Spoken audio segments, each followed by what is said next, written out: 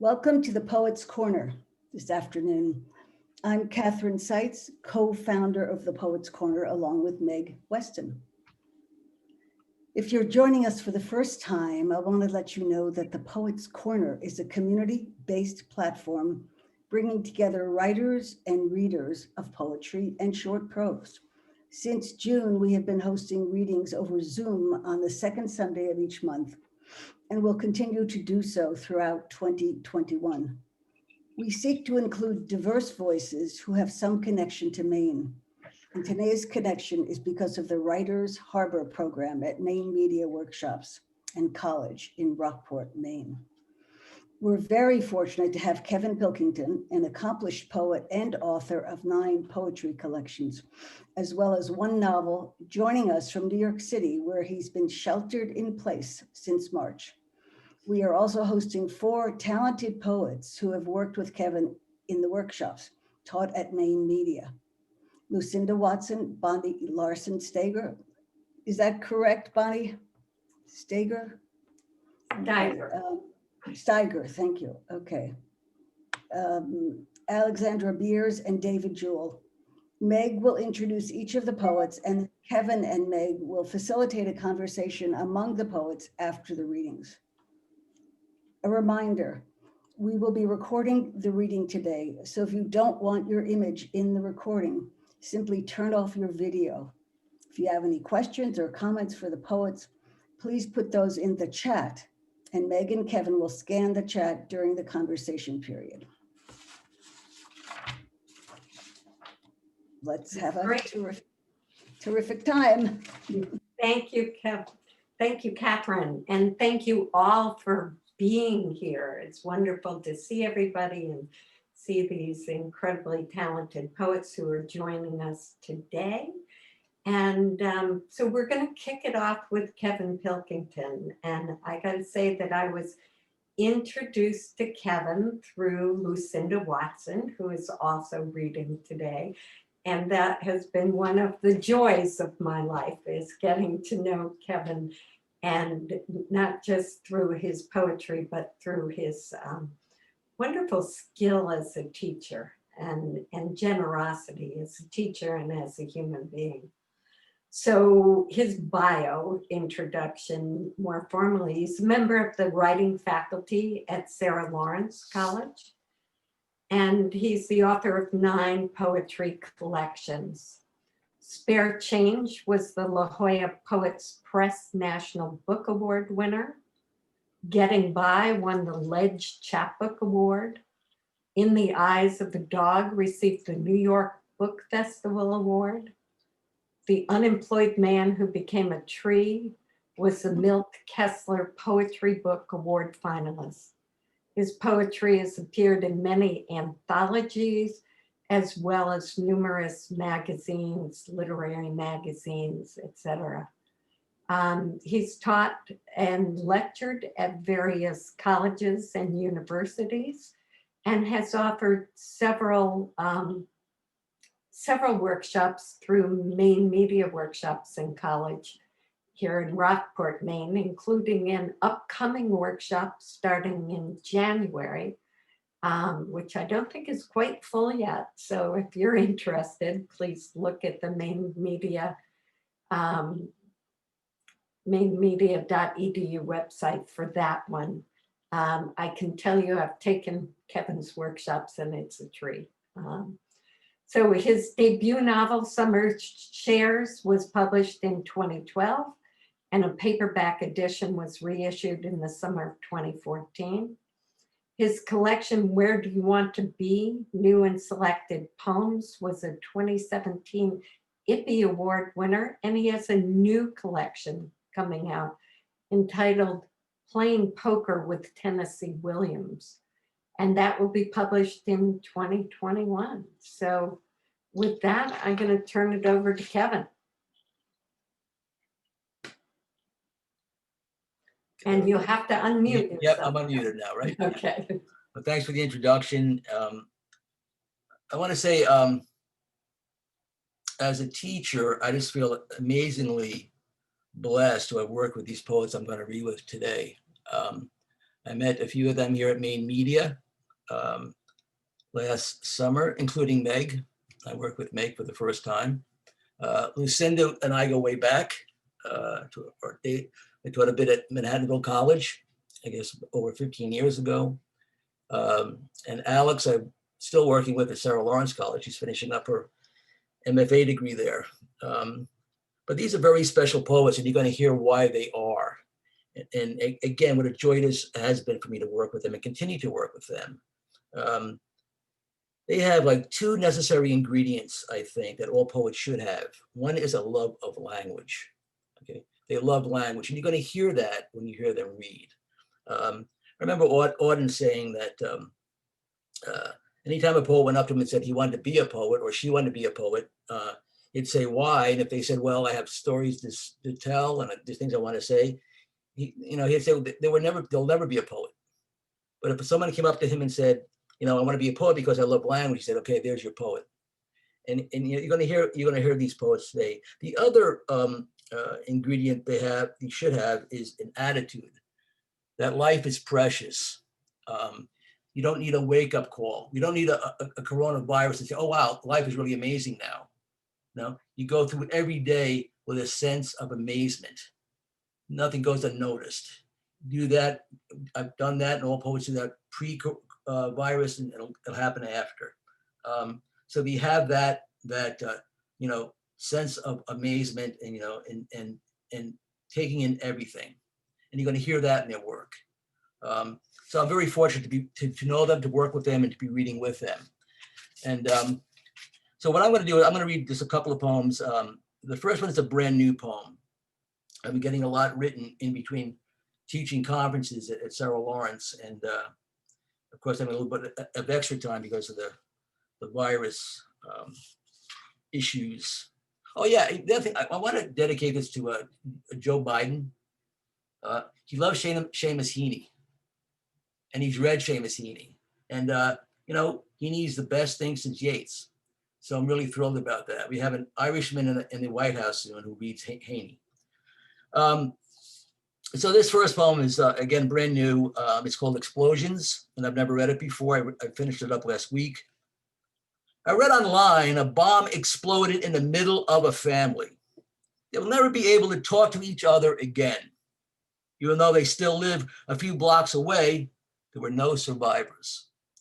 The closest I got to an explosion were firecrackers from kids from their projects across the street who set them off in the middle of the night. I jumped out of bed and went over to the window, hoping to thank them for blowing up the nightmare I couldn't get out of on my own.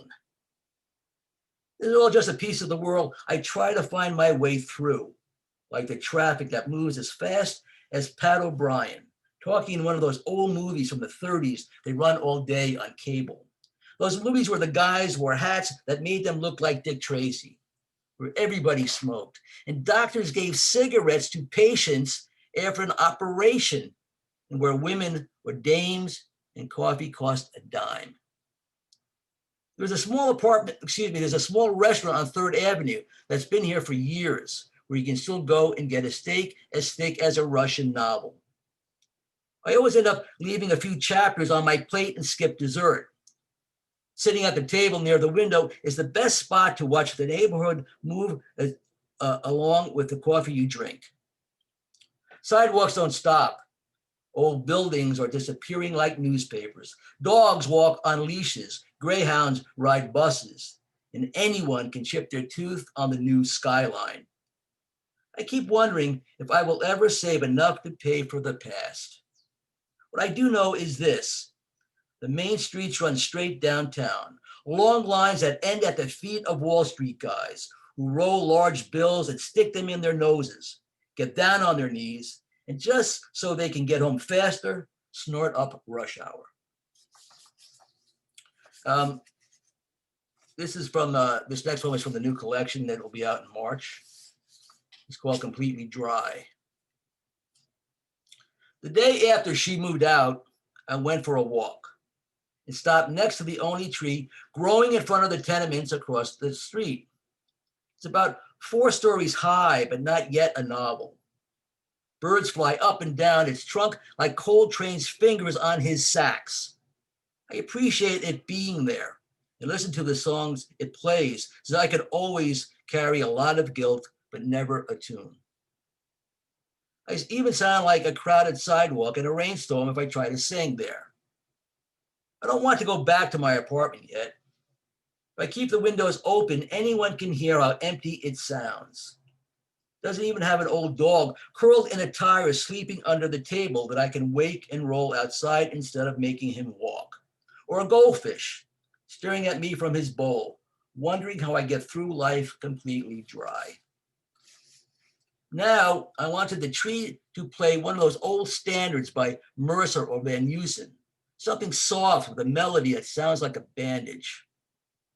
It started playing an original I had never heard before, with nothing more than a few wings and a branch or two. It was a tune even I could hum. And that's when I began sobbing, not hearing any cars pass me or any of those who saw me. I didn't care. I just stood there, looking down, staring at nothing. This is a brand new poem that I was sending off my collection to the publisher last week, and I decided to stick this in as well. It's called Other Modes of Transportation. Last week, an old tenement 3 over from ours caught fire. The flames may have been on a crash diet, the way they burned through each floor as if they were calories. Yesterday, a construction crew began drilling a hole in the street right outside our building. Although it is deep, they still have miles to go if they plan on reaching China. Things are getting better though.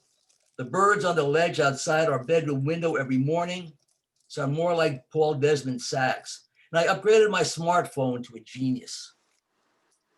I've also found I make a lot less mistakes whenever I'm late for the train. The only trips worth taking are like this one, sitting here with you, talking, and every once in a while, simply gaze at your shoulders and travel the length of your hair. Thank you.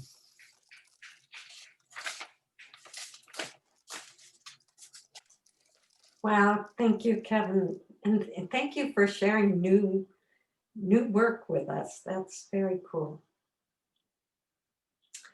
Our next reader is going to be Lucinda Watson.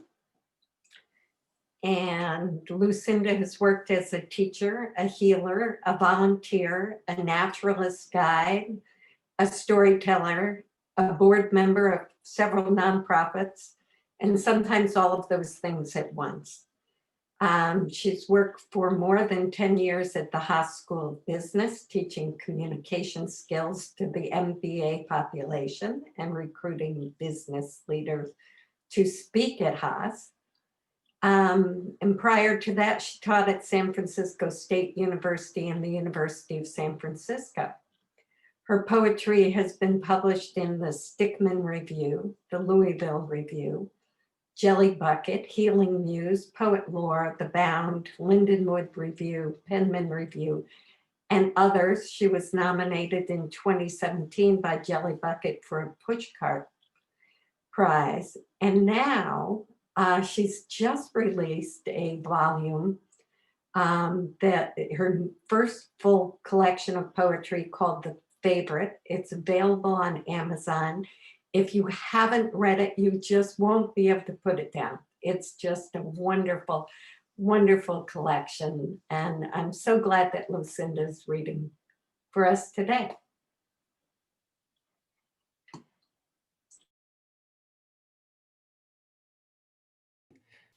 She's on mute. Unmute yourself. It's not like all these poets to be muted. Okay, can you hear me now? Yeah. All right, thank you for that lovely introduction, Meg. I really appreciate it. I'm going to read a poem that I wrote last week when I was marooned in a motel in Montana, an experience I recommend to all of you. The Stone Creek Motel.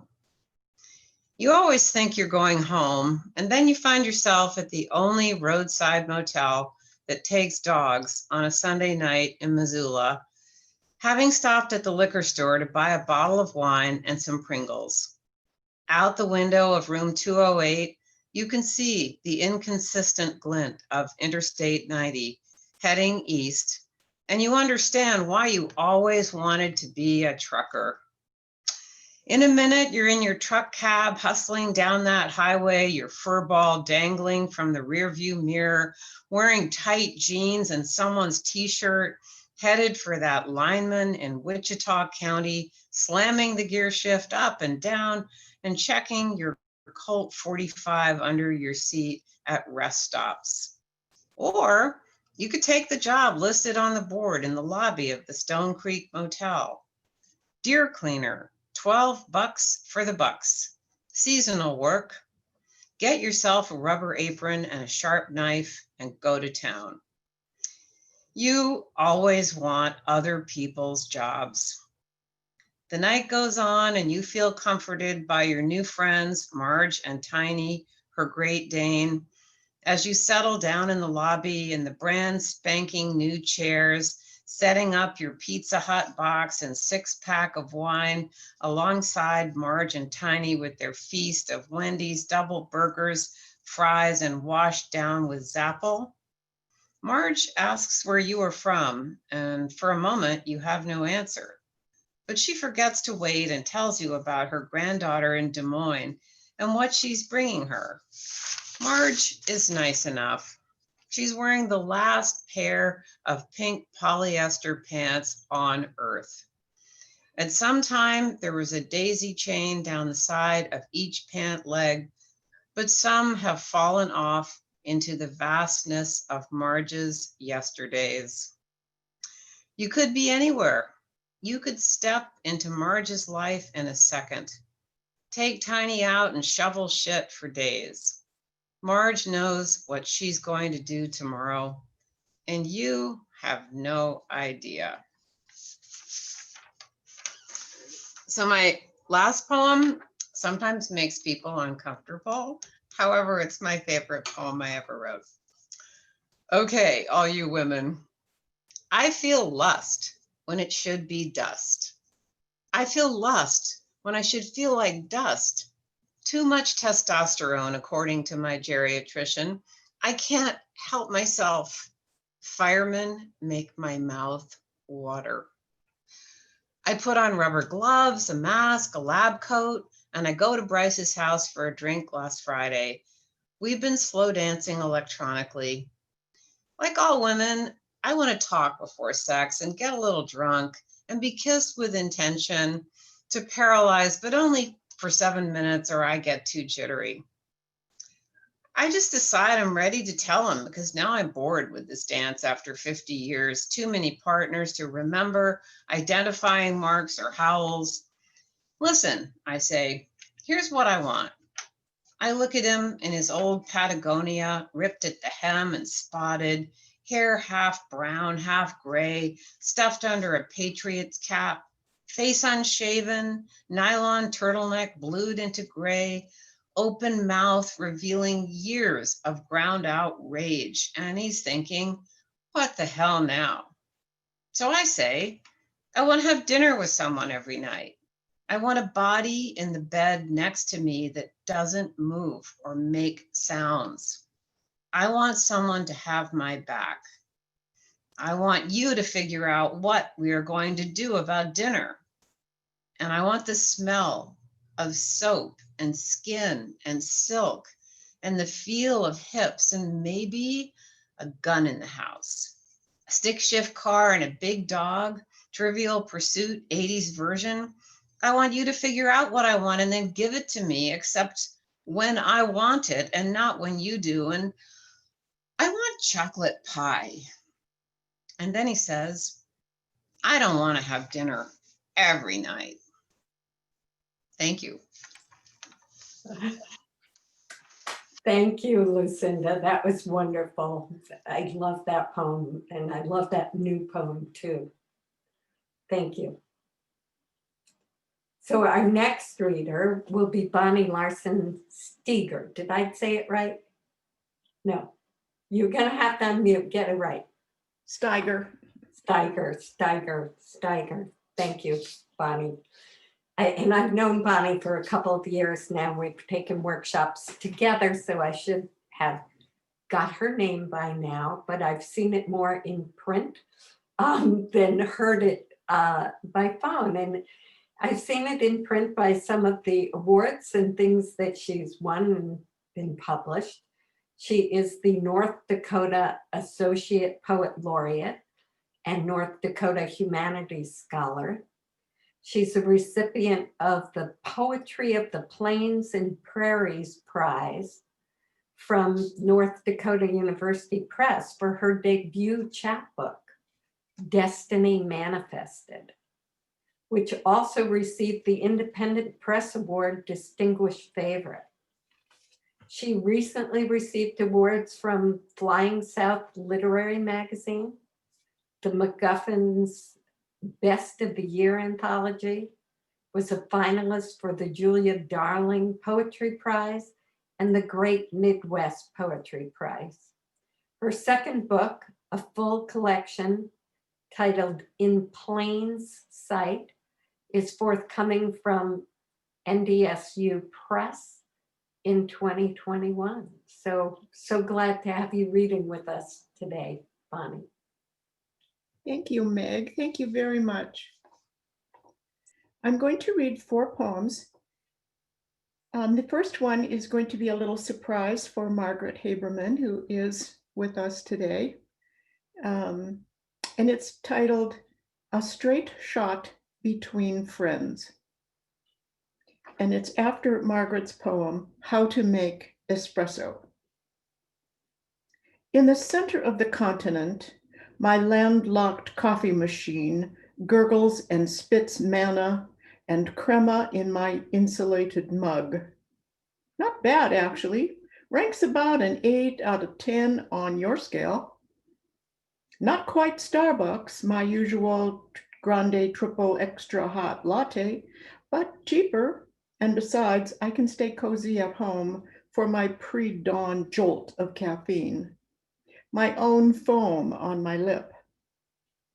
I imagine you greeting a ruddy turnstone as you part seafoam in an early AM swim along Maine's shoreline, as familiar to you as the plains are and sharp-tailed grouse to me. If we draw an imaginary line from Bismarck to Rockport, our latitudes vary, not 6, but less than 2 degrees of separation. A straight shot of espresso from here to there.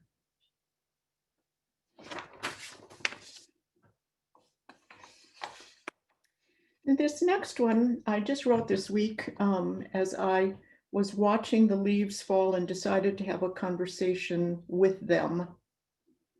Lessons on leaving. Just when I hear the radio announcer say, "It's Saturday morning, Heartland, one of the last nice days this fall. Better rake those leaves while the weather holds." You have a way of saying duty is a raison d'etre. You nudge me with deeds, not words. I watch you burst buds in spring, nourish the tree you embellish in summer-scented air, shelter crabapples from August scorch like pear-shaped emeralds around clusters of bezel-set rubies, warding off the cedar waxwings' frenzied feeding. You turn crisp in a too-soon frost. No chance to strut your autumn wardrobe, grown pale and brittle with the season. Losing interest here, you flee in the wind. Barren branches jangle like weather-beaten bones. A ghostly grief lingers within me for my foremothers, for a mass of sinew my gut has always known was a daughter miscarried decades ago, and for versions of myself unborn. As I age into this body and the air inside me tastes like leaving, I still have things to do.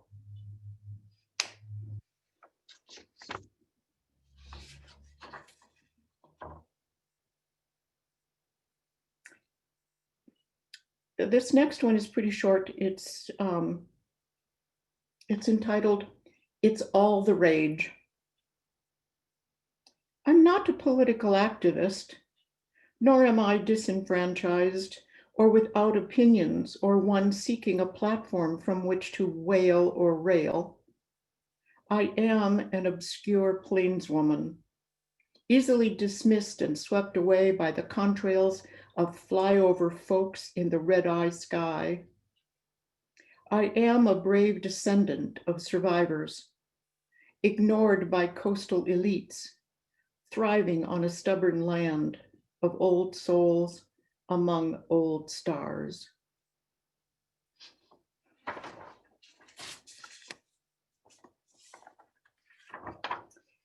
And this last one, I'll lighten up a little bit. When the water recedes. When the water recedes along the upper Missouri River, what remains is ice. When I say ice, I don't mean a serene skating rink painted on a Hallmark card. I mean jagged ice jam shards like a pileup of 18-wheelers, flatbed trailers, and mangled Mitsubishis. When I tell you it's cold, I don't mean wind chill warnings, put on long johns, a heavier jacket, leave the car running cold. I am saying risk amputation from frostbite freaking cold. That's for all of you who have to winter in Maine as well. Thank you. Oh, that's wonderful, Bunny. Make us feel better about winter in Maine. Those were wonderful poems. Thank you. And just an exquisite voice from North Dakota. So our next reader will be Alexandra Beers. And Alex was a teacher and learning specialist for 25 years, who's now pursuing an MFA in the writing program at Sarah Lawrence. She lives in Brooklyn, New York with her husband, David Shank, and their teenage son, and an energetic Labrador named Willoughby. Alex's work has appeared in various journals, including MER Box, Exit 7, and the Hampton Sydney Poetry Review. And I've had the pleasure of being in a workshop with Alex and know what a wonderful voice she has to share with us today. Thank you. Hi, thanks Meg so much. And thanks Kathrin for having us and inviting me into the Pilkington Corner. I know that all of us are lifetime members of the Pilkington Fan Club, so this is a total treat today, especially on such an exciting weekend. Today is my son's 18th birthday, and I believe he's here somewhere. He's not in my house, but he's out in Prospect Park in Brooklyn. Oh, I see he's here without his screen on. Nice move. And I just want to take 1 second for everybody to think back to their 18th birthday. Among other things, I doubt that any of you were attending your mom's online poetry reading that day during the pandemic. So thanks, Henry, for being here. And instead of reading one of the many sweet poems I've written about him over the years, I thought I would just embarrass him. So mission accomplished already. I have 2 poems for you today. The first one, Henry is featured in briefly, so you need to listen for yourself, Henry. Word up. This one is called My Body. Take, eat. This is my body, which is given for you. Do this for the remembrance of me. My body kneeling in church, bored hips leaning on the pew ahead, lithe spine arching, aching for something. My body covered in tangles, flecked with freckles, eyeglasses, patch, sifting along shiny hallways. My body slick with desire, yet clamped shut, terrified of becoming someone else, burdened and worn and regretful. My body downing drink after drink until they all came up and out, years of shame, at generations of sameness. My body noticed, looked at, lapped by licking eyes that unlearned the lessons of all the women before. My body slipping down any street until I spy the one who holds my breath in his hands and we dance. My body swallowing oysters doused in lemon, shaking my long throat as they slither and land where love waits. My body carrying my 9-year-old on my back, his legs broken, mine strong and firm after miles of lifting myself alone. My body tossed through the air by a booming automobile, instinctively curling, landing on one hip, forever bruised. My body on opioids, floating above myself, pain visible but untouching me, hanging like a threat, a secret. My body actually hearing music, unable to move except towards it, inside the sound and quiet. My body lying still, listening.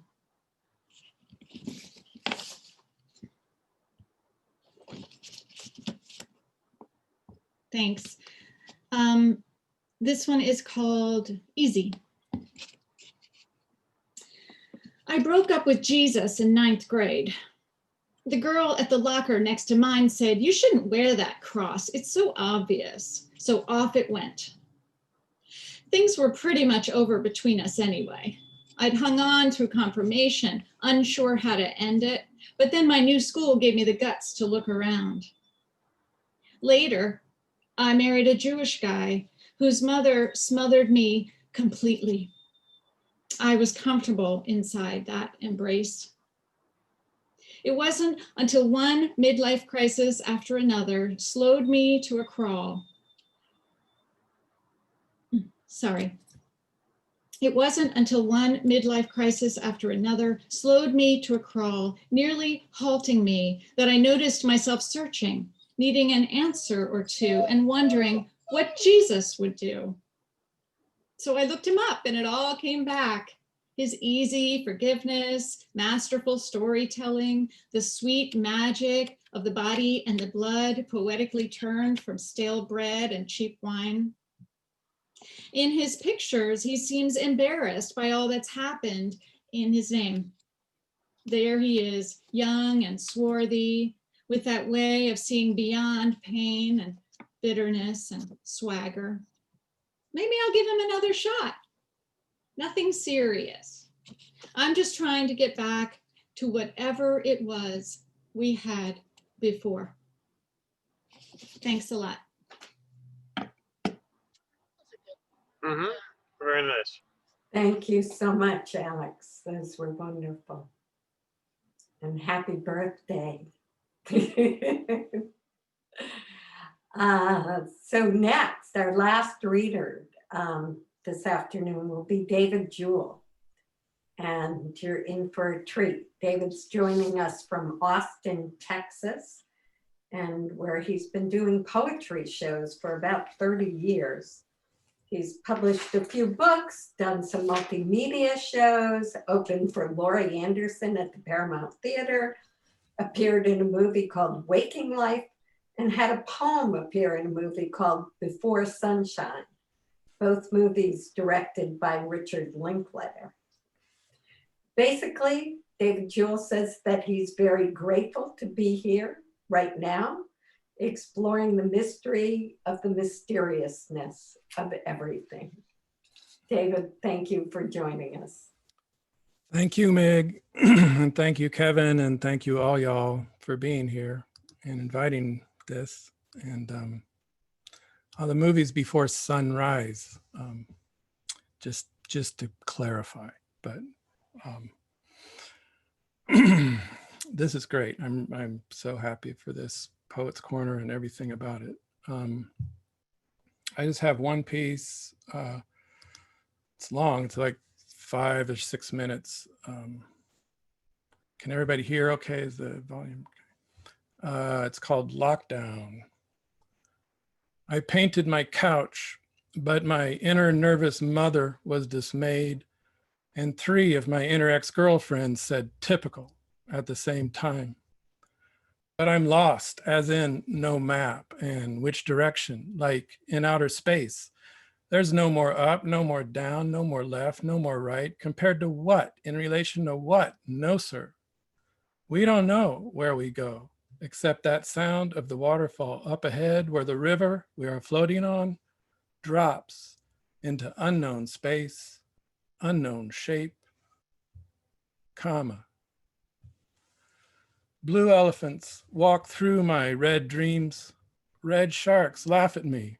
Their white teeth shine, their eyes glow like movie stars as they nibble my neurons.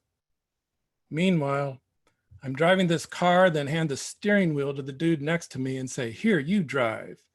Realizing I never was steering the car. The steering wheel never is connected to anything.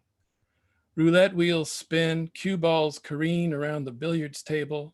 I got caught in an undertow and suddenly found myself in the middle of the ocean. No land in sight. I just wanted to float. Whales swim in circles around me, creating whirlpools. Eagles fly above, pouring cans of gasoline into the center of the swirl so the otters can set it all on fire with their Zippo lighters. I just wanted to float with the motion of the ocean, with the rhythm and sound of the waves. Meanwhile, some enigma of spiritual subtlety or discipline promises me something that could possibly exist if I give up everything, and I want to, but what is it really? And the world barely allows it. I have to answer my phone. I have to wear shoes to the grocery store. I just wanted to float. I just wanted to float right there. But some restless thing inside me will not take float for an answer. It insists on swimming one direction or the other, doesn't matter which. It just insists on swimming and swimming until I sink, and I will sink soon enough into the inky black, the starry shine, the fiery light, comma. Panthers stroll into my bedroom one by one, so playful at first. I'm glad to see them. They purr and growl. I like their vibrations, the warmth of their bodies as they stretch out next to me to clean their claws and lick their fur. Their eyes flash, and then I know this is the moment one of them goes for my throat. A fountain of red blood. Oh, look, actually, that's my blood. So beautiful, reflected in the shining eyes of the panthers. I get lightheaded and drowsy. I am devoured by these creatures. I love them. They take all of me away from me until I am them and not them, or maybe I'm just a dream they have on a dark night by the fire, and one of the logs cracks with that sound of a firecracker, and I drift up to the sky like a spark burning hot and bright, and then my soul explodes, a butterfly, hatched, fragile, in shock, hanging onto the edge of its chrysalis until its wings dry out, and it flies away. It flies, like to outer space, where there is no more up, no more down, compared to what? In relation to what? No, sir. I don't know where we go, except that sound ahead of the waterfall. God is listening. God whispers in my ear, calm down, little pony. Calm down, little pony. Whatever it is you call yourself, isn't really here. Ba-dum-bum-bum. Thank you. Wow, thank you, David. I feel like you just took me on a psychedelic trip into your dream world. It was great. Thank you. Thanks much. And thank you to all of our poets who've just read. That was wonderful. I'm sure if everybody was unmuted, we'd have a big round of applause for you all. And for this next part, for the next 15 to 20 minutes or so, we'll just do a chat. Kevin and I will help facilitate the conversation. So if all of our poets could unmute themselves and feel free to join in, it should be a free-floating conversation. If you have questions that you want us to ask, just put them in chat, and Kevin and I will try to keep an eye on it and see if we can interject those. And then sometime just a little after 5 o'clock, we'll just unmute the group and have a free-flowing conversation for anybody who chooses to stay for the cocktails and conversation part of the Poets Corner. So Kevin, do you want to kick us off here? No. Yeah. Okay. It's a joke. Yeah, I guess the big question now is how has the pandemic enhanced or taken away from your writing? I found in the beginning that, when I say beginning, like early March here in New York City, it was pretty rough. And for me, poetry sort of focuses the world. I can sort of helps me get my sea legs. And but during early March, I was really afraid. At that point we had about 17,000 people die in the city, and I was scared and angry and pissed off, and but I wrote to help get me through it, and I was wondering if you had a similar experience, any of you.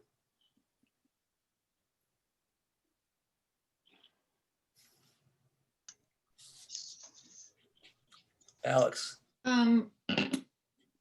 Yes, and yes. It was a terrible, kind of paralyzing first month, right?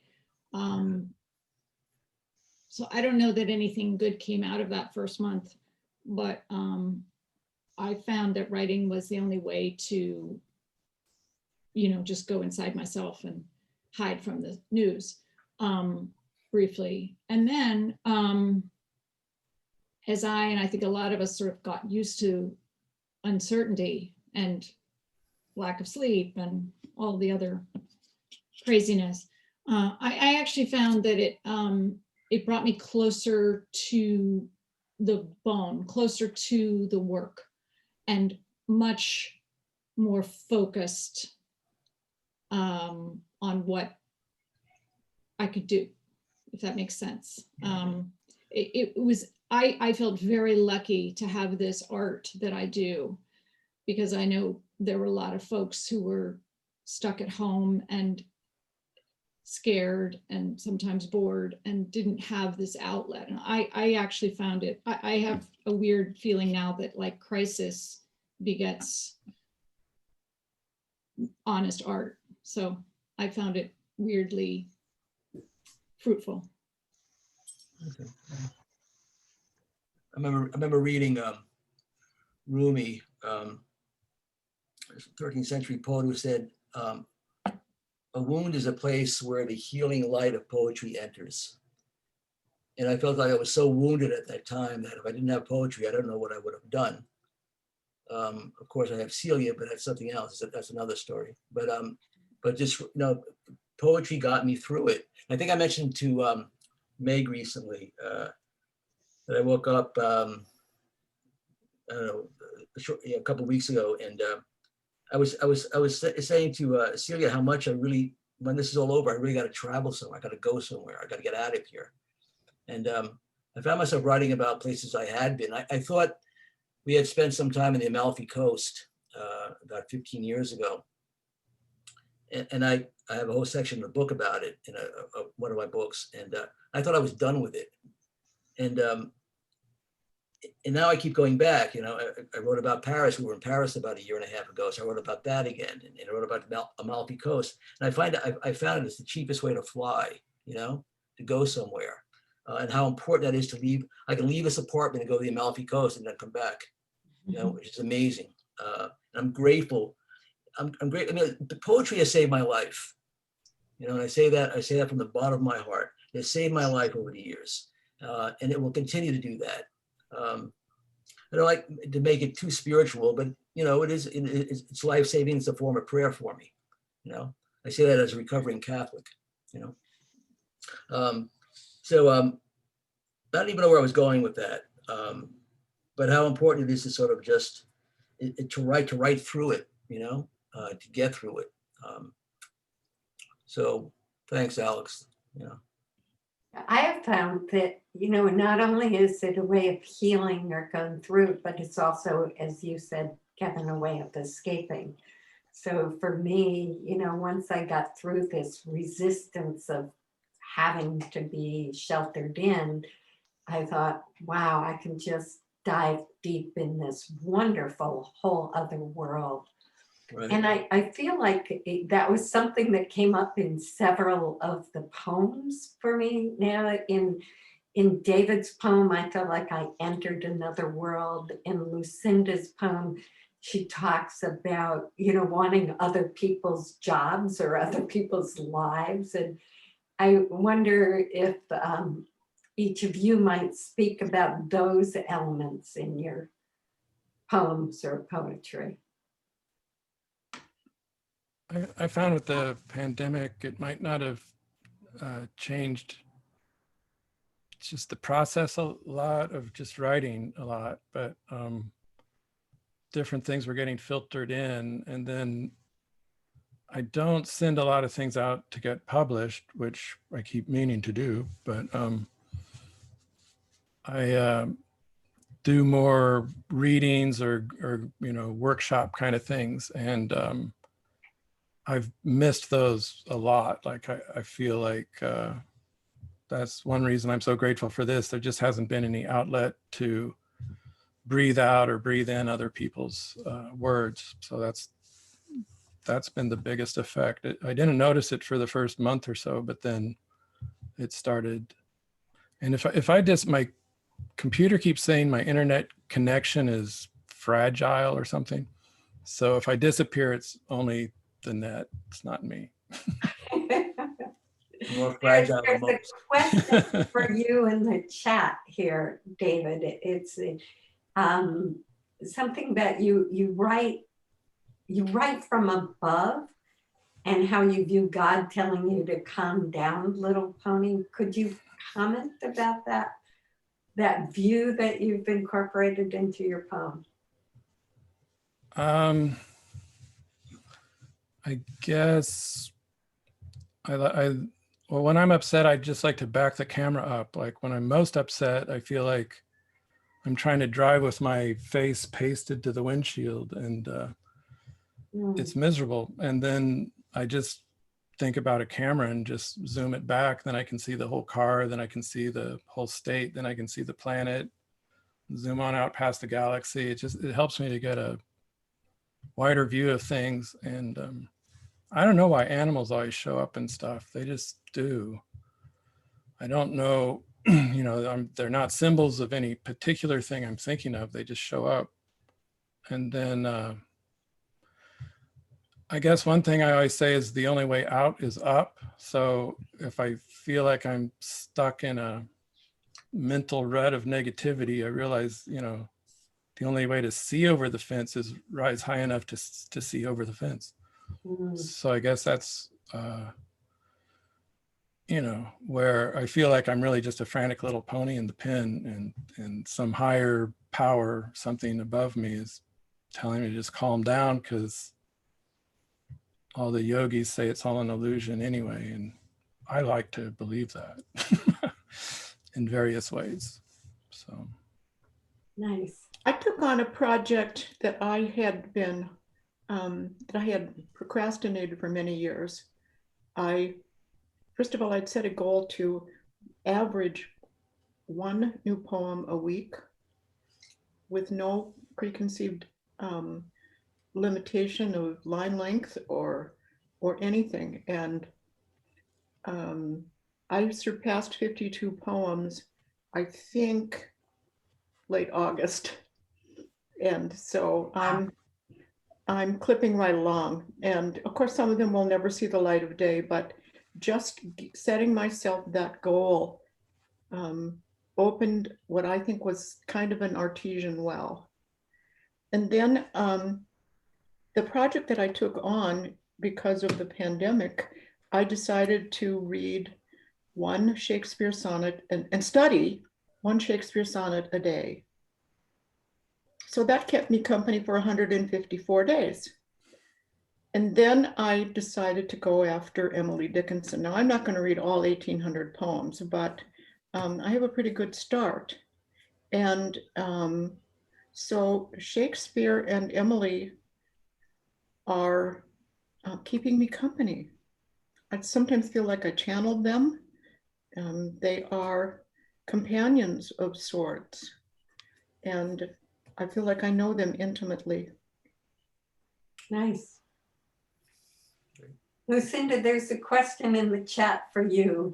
Could you elaborate on that beautiful phrase you had, that you always want other people's jobs?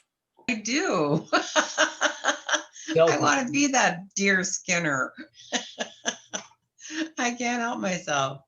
I guess that's why I'm a poet. I'm a voyeur of other people's lives. And I find, sitting in a motel lobby, talking to Tiny, mostly the dog, I really, and I feel almost guilty because I hate the pandemic, but like probably most of us, I'm an introvert. So I almost feel guilty because I'm so happy in my own little wacko world. I'm just, sitting home and reading books, but mostly just, I don't know what I do all day, but I don't have to make any excuses anymore for having to go out and do things, which I never really wanted to do in the first place. So I think it has a lot to do with, just really focusing on staying in the present moment, because that's all we have. If we use our time to reflect too seriously on the past, then we miss what's happening right now in front of us. And if we always look towards the future, we can't control it. So I'm lucky to live in California because also it's so beautiful. And, most people don't have the luxury of going out in their garden. And so for me, it's been a time in my life I'll remember very fondly. And I hope I keep some of my habits that I've learned here. Yeah, they talk about creating a new normal that's not the same as what it was taking whatever those lessons we learned forward. I think people are going to be nicer because I'm an optimist. I like to really believe that. Some people are not doing well during this. They're not being nice, but I think the people that are realizing it's so much easier in life if you are compassionate and patient, and it's been interesting in that way. I think. So and I don't mean to dominate this, Kevin, because I've been taking some things from the chat, but each other's work pretty well, I think. So what questions do you have for the other poets? Or Kevin, all of these people's work really well. Yeah, so I have no more questions left. Yeah. Now, any specific questions for each of the poets, or just general? Yeah, I think I'll generalize it by saying, I think you all heard that these poets, and this is sort of a basic thing, to be a good writer, you have to have a good ear. So you can't open up a how-to book and say chapter number 1 here, developing here. You have to listen to language and the way you listen to songs.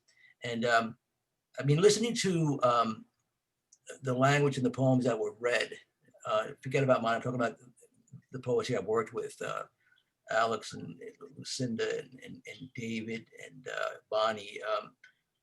Just the sound and the flow of the language is just marvelous. And I love listening to their poetry for that reason. Poetry comes alive because it's based on rhythm and sound. I think Robert Frost said, sound is where the ore is in the gold. And you can hear it in just listening. You don't need their poems in front of you. You can just listen, and you can get lost in it. I've always thought that good poets relate experience, but the better poets create it. So each one of these poems create experience for you, the reader, at least for me, the reader. And that's where the joy and the pleasure is for me. So that would be my general take on all their work, all their poems. So I would say even in addition to all of that, there's a certain playfulness with the words. I mean, I see it so much in your poetry, Kevin, the way you have these sort of double entendres to the word stories or whatever it is, or the skyline or whatever. I mean, I hear it in so many others. It's a joy that you put into the choice of the words. Yeah. And I think that a lot of that comes from being open to all the arts. Poetry encompasses all of it. I love music, I love paintings, I love movies, and it all goes into my work. And I'm sure it goes into a lot of their work as well. You use everything you can to make your poem move forward. And Meg, even your poetry is very vivid. I can still see, the poem we did in June when you were in Hawaii. And I can still see, like I was on that motorcycle also. It would have been crowded, but I was on the motorcycle. I could still see that. That was an experience you created. That's what I mean. You don't just relate an experience, you created it. You created it for the reader, for me at the time, and for the class. And that's what good work does. So whatever it takes. There's a, speaking of the pandemic, there's a wonderful songwriter by the name of John Prine. I don't know if you know him. But he was a major influence on my writing. The way he used language, the way he used humor, and that's so important. So obviously there's a lot of poets I read, thousands of them who influenced my work. But music certainly is a great influence. And I find that the most effective poets are the poets who love music. I think all the poets here love music as well. So. I think that's an interesting topic, and Bonnie spoke to that also. Like, what are you bringing in from the outside? What's those influences, whether it's music or who you're reading or whatever? I wonder if some of the rest of you might comment on that. I agree with Kevin. Just different things bring in different things, not always consciously, but music, all the rhythms and the words, when you listen to music with words, certainly are powerful. And paintings, sometimes, you can see an ornate painting, or you can see just Jackson Pollock and you say, I want to write like Jackson Pollock painting. And so you just let yourself loose. Movies, just the idea of other worlds, other lives, being a different person, looking at things through other eyes. So everything just gets funneled in. And Kevin is, yes, a true master of taking the words and finding the very peculiar way of putting them together that's perfect. And I appreciate that a lot. That inspires me a lot. Thank you. For that unique surprise that comes with it.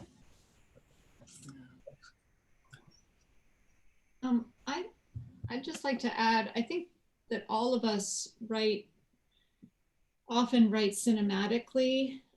You can see as Kevin has pointed out, you can sort of see, hopefully see what's going on when you're listening. None of us is out there to confuse the reader or write above the reader, which I appreciate. So pictures, films, living, all get folded in. But I just want to also add that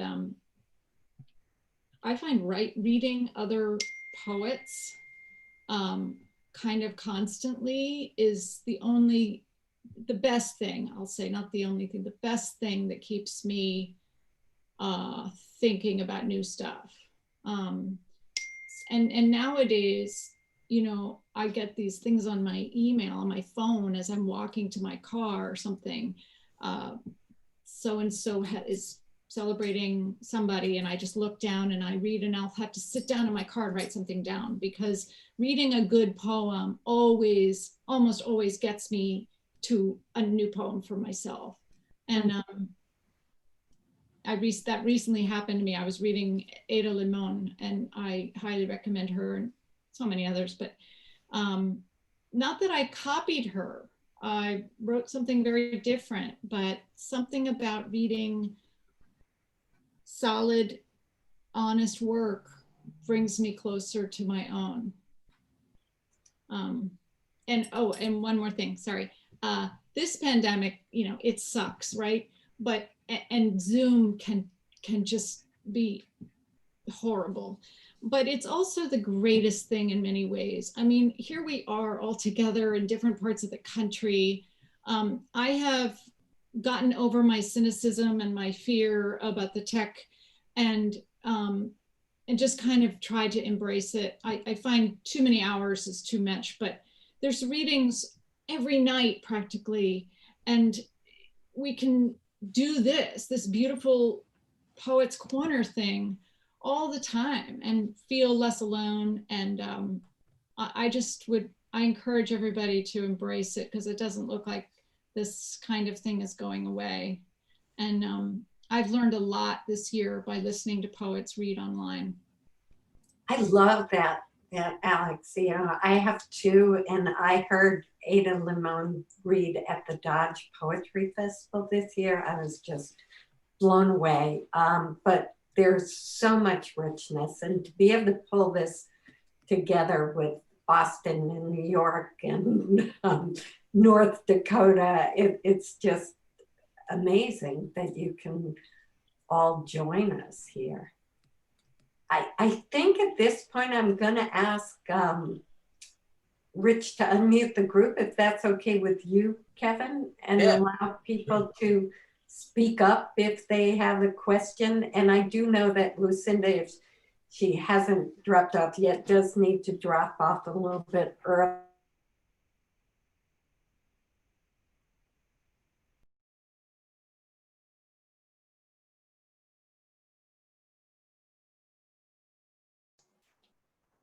Have I been talking and totally muted?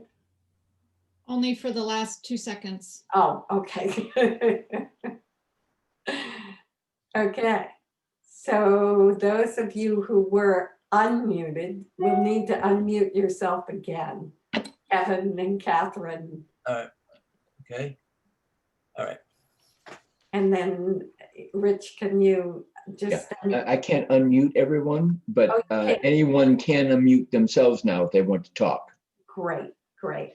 And if you have a question here, this is the cocktails and conversation. You provide your own cocktails, but you help us provide the conversation. I have a Maine root one. Time for All right. cocktails. Cheers. It's great. Meg? Yes. I have a question. I wonder, David, if you could talk about writing a long poem. Yes, actually, this piece is a mashup of two different ones, and each one I wrote in a writing group where we do 15-minute writing. So we just, set the timer and write whatever for 15 minutes and then read it. So I was meeting with these guys, 4 other guys that I'd known for like 30 years. And I wrote 2 different pieces. I kind of liked both of them, but neither of them completely. So I just had an idea to mash them up. And this is the only second time I ever read it. I read it at this other place, and I don't know if they're not laughing. I don't know if they like it, and this isn't very funny. So I didn't know what they thought. But yeah, I don't usually write really long ones. And if I start editing them, they get very short. But this one, I just felt like it was fun. It was like 2 galaxies just crashing into each other and trying to make it one piece out of 2 different pieces. So that was that. Thank you. I look at T.S. Eliot, The Wasteland, and that is just amazing long poem. And I guess Ezra Pound is credited with a lot of the editing and figuring out how to put that together. And I love all the just jump cuts and non sequiturs, and the rhythm and flow of that poem is just incredible to me. 4 quartets also was just amazing. Kevin, could you talk a little bit about writing the long poem versus the short poem?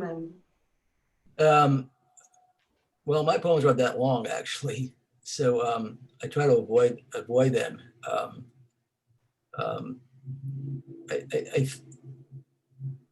I'm not quite sure why I don't write longer poems. I mean, I wrote a long poem recently that I think I read here, but long poems are difficult, and you want to keep your reader engaged. And I find that difficult to do in a longer piece. I've written poems broken up in sections that are connected. I find that is successful for me. But you can remove any section, they can sit on their own legs. And there is, the long poem is a form that not that many poets actually write in these days. Maybe it's because we live in a fast food society, and we have a lot of competition, with shows and Netflix and movies and just pace of life when things are normal. So I think they tend to reflect their times. Poems are of their time also. When longer poems are written, like in the 19th century, the 18th century, and the 17th century, because there was nothing else to do. So when you sat down, you wanted to read and stay there and read for a while. That's why Dickens' novels are so big. There were no movies. There was, there's no radio, no nothing. You sat down and you wanted to be entertained.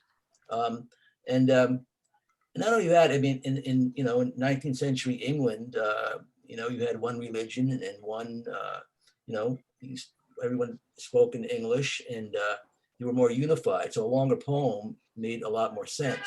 But now we're in the United States, where everybody, different ethnic backgrounds and cultures. So it's a lot more difficult to capture everyone, within your poem if it's that long. So I don't know if that sort of answers why I tend not to do that myself. But and David's poem was a long poem, so and he did a great job with it, and actually was a lot more unified than T.S. Eliot, for that matter. But you brought him up, T.S. Eliot, Wasteland as footnote, but Eliot, Eliot did say, bad poets borrow, good poets steal. So I've always used that one. So I steal from as many people as I can. That's getting off the subject, but the topic, I should say. But well, the topic sort of started out as influences and reading poets or movies, and then we got into this sort of longer poem, and then your point about our attention spans, which have been, I don't know, maybe they're lengthened during the pandemic, but they have been so compressed that I personally find it hard to pay attention for a long period of time. And poetry is about economy of expression and compression. And there's so much to, a good poem, there's so much to deal with, to concentrate on, the music, the imagery, the accessibility, et cetera, the line breaks, the spacing. I mean, poets don't even talk about the quiet in a poem. That's something else. When you talk about long poems, how much is the quiet involved? So, for instance, the quiet between stanzas, the quiet at the end of a line. Theodore Recky said he wanted to get his silences more accurate. All right, think about that for a little bit. The spaces between each stanza. Again, it's spaced at the end of a line. So the non-language is important as well. I think Beethoven said, somebody asked Beethoven one time, what do you love most about your music? And he said, the non-music, bum, bum, bum, bum, bum, bum, bum, bum. So that quiet is as important as the music itself. That becomes part, and it's the same most true when you write poetry. The spacing of it, the quiet that needs to be there. David, I haven't seen your poem. It's not in front of me, but I'm assuming you break your lines for a reason. And there's a pause and a break. So oftentimes that quiet between two stanzas is a way to rest and to take in what's going to to take in what you just read before you go on to the next stanza. So probably went off on a tangent, but yeah, it's interesting. Go ahead, David. Well, just a quick thing, like where I say comma in this poem, when I'm writing a longer poem, in between places, I'll put the arrows like on the keyboard that go back and forth, like greater than, less than. And then when the computer reads the poem to me, when it comes to those things, it says comma. I kind of liked the sound of it. Yeah. So a couple times when I've read a poem now, before it would have just been on to the next thing, but since the computer said comma, I thought, okay, I'll just throw in the comma there. Go ahead and too.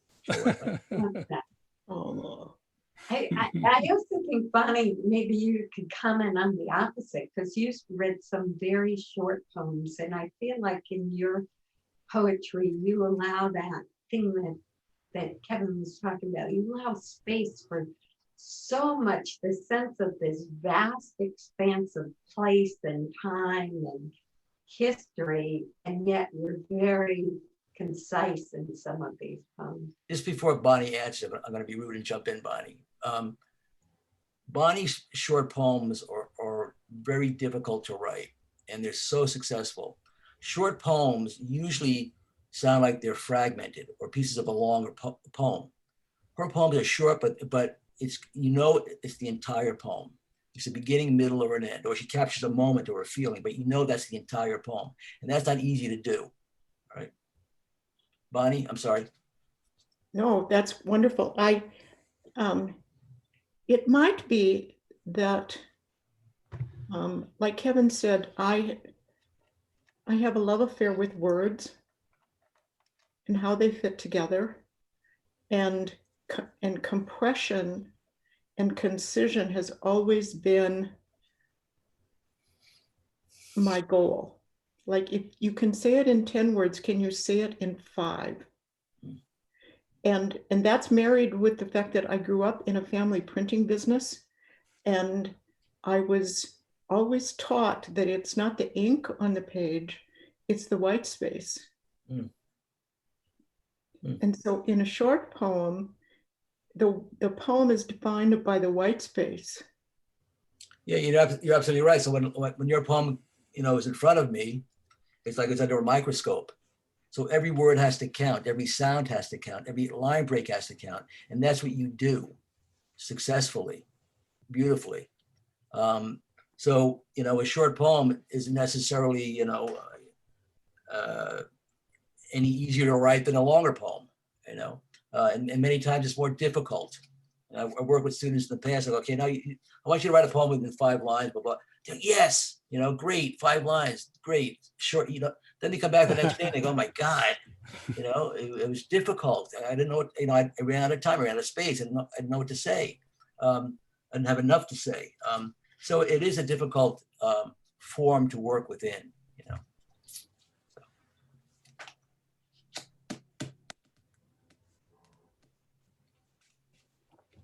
Do you have a target length? Anybody? Like, I know, like, well, John Berryman, like, I guess he calls those sonnets, but you know, they're not technically sonnets, but I like the fact he has so many that are just the same length or the same, it's like they are the same kind of building block. Yeah, he worked, you know, his famous poems are the dream songs. Yeah. They wrote that, which brought him the fame that he was looking for. And those are like, what, 13 lines a piece, you know, I Yeah. think. So that was something like 15, that. 16. Yeah, something like that. They're all pretty much the same, you know. I find that a poem for me, at least lately, it's like working a puzzle in my head, a crossword puzzle, or you know, something like that. Like, how do all those pieces fit together? You know, there's the original idea and it kind of sprawls on a page, but then it's like, oh, but this fits with this. I mean, do other people, how would you describe your kind of process of writing and revising a poem? I find time is essential. Letting it sit and reading it aloud again, because I'm different all the time. Something that I hate of mine at night, the next day I'll be like, huh, that wasn't so bad. And then again, like over and over. And I also just need to really have the space to listen to what is necessary and to, as Bonnie was pointing out, like take out half the words, or is that really what you mean to say? And can you say it better? It's a craft that is such a luxury, I find. It's the puzzle thing that you were talking about, Meg. It's a little bit of detective work. I mean, Bonnie is especially good at, she'll just send me an email with like words that might work better for a line that I'm struggling with. Because, and another thing is sharing it out loud with someone and then going back and not being afraid to go back and change it. But also not being afraid to say, you know what, no. One of the poems I read today, Kevin said, you have to take out this one part. And I didn't. Oh, well, I did. Yeah, it pissed me off when I heard it. And then I put it Left back it in.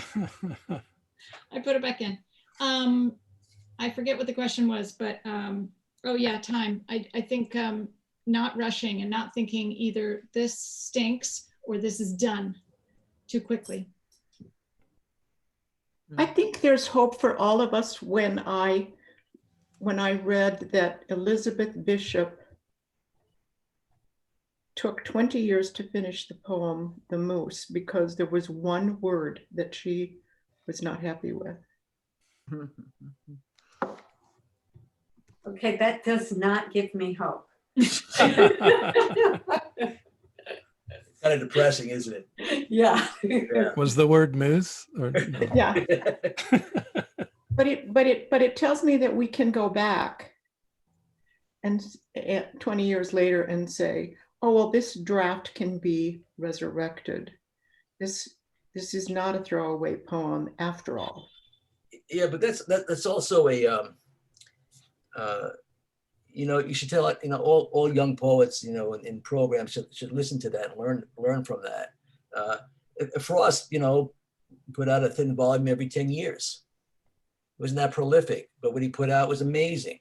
You know, you should write slowly and think about it. Don't rush it into print. You know, and you'll have these young poets who will come out with a first book, and then they're experts and they give lectures and talks. And when you go to these lectures and talks, that, you know, they don't know what they're talking about. You know, and again, it's this fast food society approach to publishing and writing. Everybody wants to get published yesterday. You know, but they should slow it down. I mean, I think even Robert Lowell's work became weaker as he got more famous, because he became more famous. So people were saying, give me more work to publish, give me more work to publish. So he kept putting out stuff. He didn't put the time in the way he did in his earlier work. All right. So there are minefields out there when it comes to your work. But I think poetry slows the world down, and that's what we should do. That's why we read it, to slow the world down, not to speed it up, to look at things, to really listen to things, to think about it, but to slow the world down. That's what poetry does. That's where its muscle is, you know. And hopefully we all do that when we write.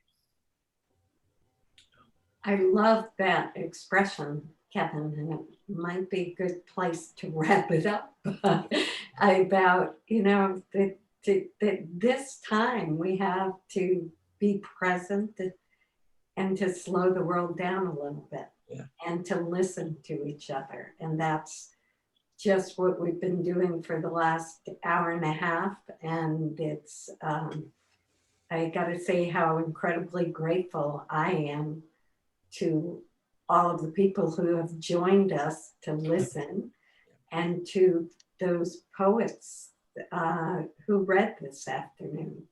What a gift. You know, like I said, I'm sure, you know, I sort of bragged about them in the beginning, but I'm sure everybody was impressed when they heard them.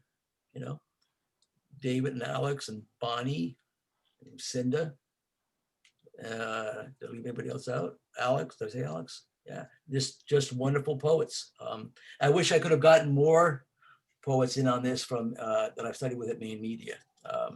But maybe sometime down the road. There's so many. And Meg, you were part of that class. Meg's, I'm sure you all know that's why she's doing this, obviously, but Meg's a wonderful poet as well. And she actually surprised the hell out of me because I knew Meg as president of Maine Media, and I didn't realize that she was an exceptional poet until she took the class. So I hope I'm embarrassing you by saying that. So, But you are, and I Good. thank you, Kevin. But it's a good segue because the next Poets Corner, December 13th, I will be reading some of my poems along with John Paul Caponegro. Wow. And we will do some images and poetry of fire and ice. As those of you who know me, I often write about volcano or volcanic moments in my life. yeah, explosions. Yeah. And so we're going to share some images, some poems we wrote together. So please come back again on December 13th for that. And Kevin, if you haven't signed up for Kevin's class in January, I can't say how much I recommend. You are just such, not just a wonderful poet, but an incredible teacher, an incredibly generous teacher. Thank you. I hope they all sign up. I want to, yeah. I will.